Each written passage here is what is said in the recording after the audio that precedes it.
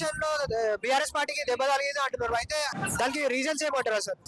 అధికారంలో లేని పార్టీ, ప్రధాన ప్రతిపక్షమైన బీఆర్ఎస్ పార్టీ మున్సిపల్ ఎన్నికల్లో 750 మున్సిపల్ సీట్లు గెలిచిందంటే అదే మాకు ఇప్పుడు ఎక్కువ.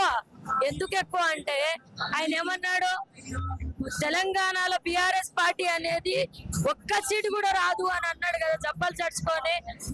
కేవలం ఆయన పైసలు పంచి కాంగ్రెస్ కార్యకర్తలు గాని, కాంగ్రెస్ నాయకులు గాని ఎక్కడైతే ఎలక్షన్స్ ఉంటాయో అక్కడ రెక్కింగ్ చేస్తారు, పైసలు పంచుతారు. ఏదైతే బీఆర్ఎస్ కార్యకర్తలు ఉండి ముందుకెళ్ళి ఇది మా నియోజకవర్గం మేము వర్క్ చేస్తామంటే ఆ నియోజకవర్గంలో లేని ప్రజలు కూడా ఎక్కడెక్కడ నుండో వచ్చి ఆ రోజు అక్కడ ఓట్లేసిపోతారు. అంటే కేవలం అన్ని ఎట్లున్నాయంటే దొంగ లెక్కలు వీళ్ళవి, దొంగన కొడుకులు అంటారు కదా, అట్లా దొంగన లెక్కలు చేసి గెలుస్తాంది. కానీ కాంగ్రెస్ నీతిగా నిజాయితీగా నిక్కార్చుగా ఎలక్షన్స్ పెడితే బీఆర్ఎస్ పార్టీని మున్సిపల్ ఎన్నికలు అధిక సీట్లు వచ్చింది.